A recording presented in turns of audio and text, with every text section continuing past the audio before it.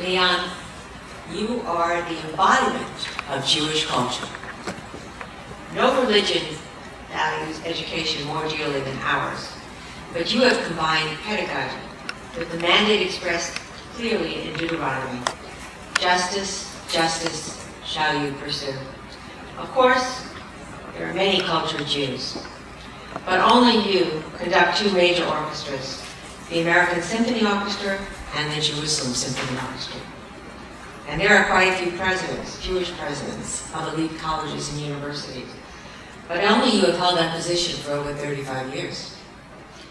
And at Bard, you insisted on creating a curriculum where thinking and knowledge have combined to produce educated citizens, inspiring the next generation of America's most talented thinkers, as well as artists, actors, writers, musicians, and filmmakers, something very dear to the people here tonight. One of your first acts as president was to bring a prominent Jewish scholar to Bard to create a Jewish studies program that is still thriving today.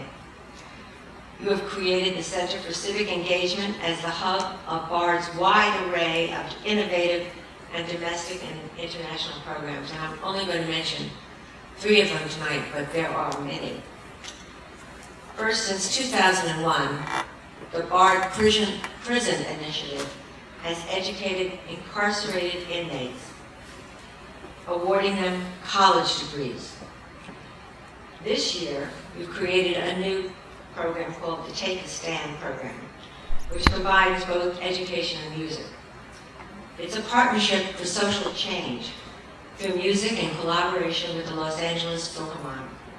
Students do advanced work in music education, creating a pipeline of music teachers who will be awarded a Master's of Arts in Teaching Music from Bard College. And lastly, a Bard High School Early College program, which is Bard's largest educational initiative, serving low-income communities in Newark and in New York. The Wall Street Journal calls you a conductor scholar, and you are surely that. But I would add that you have taken the mission of the foundation that celebrates you tonight to unprecedented heights. Not content to be a giant in academia or the arts. You are always reaching for the next challenge and ready to serve the communities most in need through a combination of education and art. You have traveled worldwide, teaching, publishing scholarly articles, conducting major orchestras, and inspiring audiences with your innovative cultural and educational initiatives, as well as establishing joint programs with 7 universities around the globe. Quite possibly, although you have received many awards, you are the first individual to receive both the Austrian Cross and the Jewish Cultural Achievement Award. It is an honor for us to recognize you tonight, ladies and gentlemen. Please welcome Leon Botstein to the stage.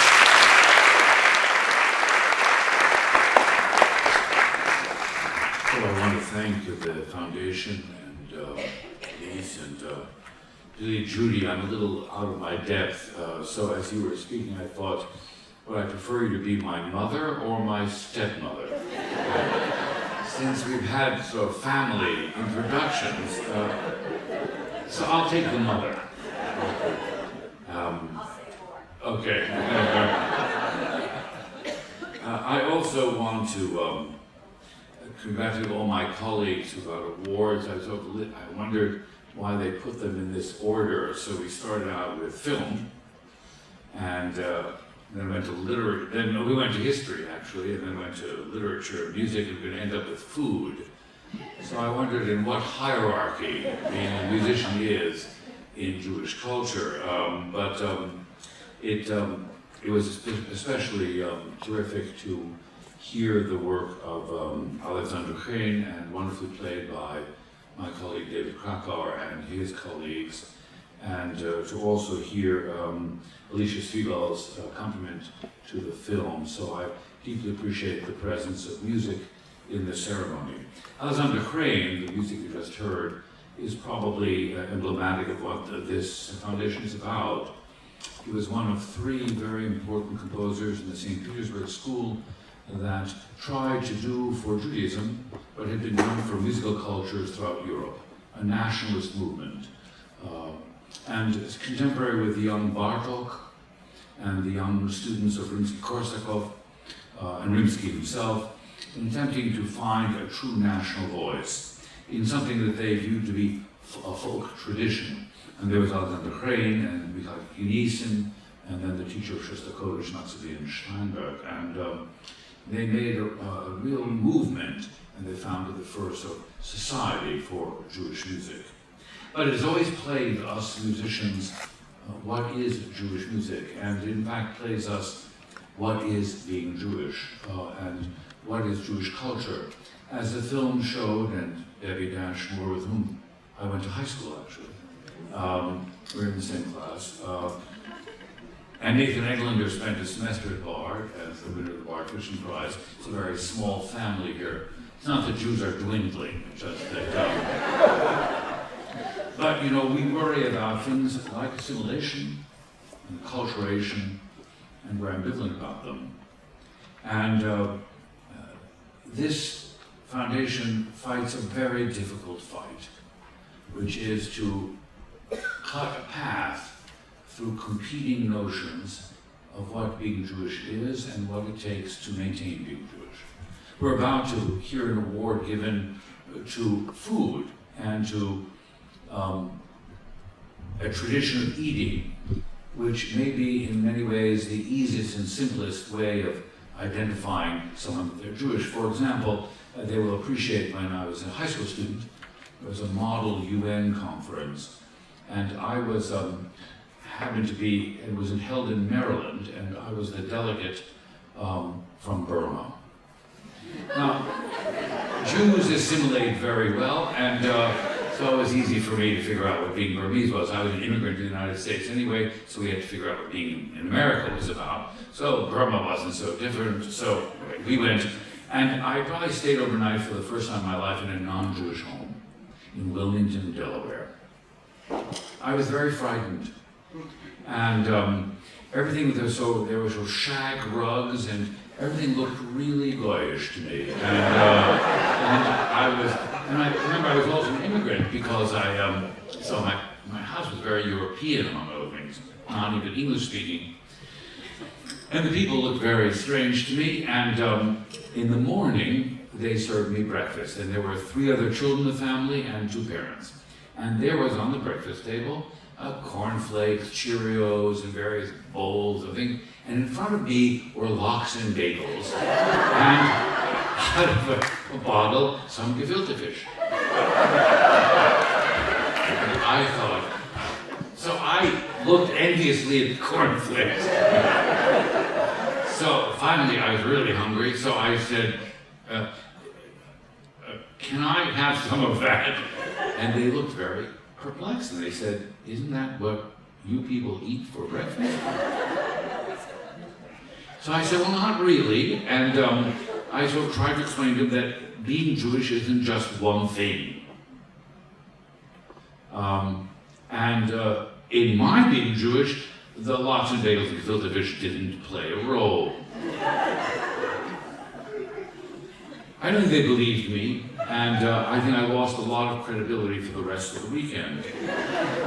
But what's important to remember is that this is not an easy business. We live in a time of tremendous struggle within the Jewish community, where definitions of being Jewish are fought, where the solidarity that once existed as a result of anti-Semitism has atrophied, where Jews don't talk to one another, don't consider each other Jewish, where there has been a secular tradition of support for being in the public realm as American citizens and Jewish, and very much behind the non-privatization of public education. And then there's a tradition of parochial schools and Jewish education and removing us from the public system. These are competing trends. I was screamed at by an advocate of day schools for being a traitor to my people in a meeting in the United States. An unthinkable thing in 1950. We, who are products of the public education system that gave us all the opportunity which we now realize.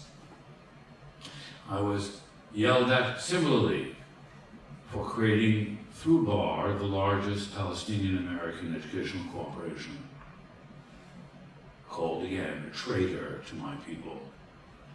And I'm the son of survivors. My uncle was killed in the Warsaw Ghetto Uprising. And so it is very difficult to negotiate a positive attitude to the community and what it does in the midst of such internecine quarrel. Many of us stand for the notion that being Jewish is many things, and its religious tradition offers many opportunities. And so, very humbly, I accept this award in the hope that the foundation can thrive to be a common ground about how we live in a society, not as a segregated community, but as a proud community, without fear, and with a great sense of generosity. We are now entering a century where we Jews, as Americans, are no longer poor, no longer in need, and where we can lead the majority of our fellow citizens to create a much more tolerant and just society. And I'm proud to be a member of a tradition and of a community that celebrates those things. And the best thing about being Jewish is that music stands very high. After the Kohanim, the most important of the tribes are the musicians. And those of us who are musicians are blessed to have the most precise language of all, and that is the language of music. Thank you very much.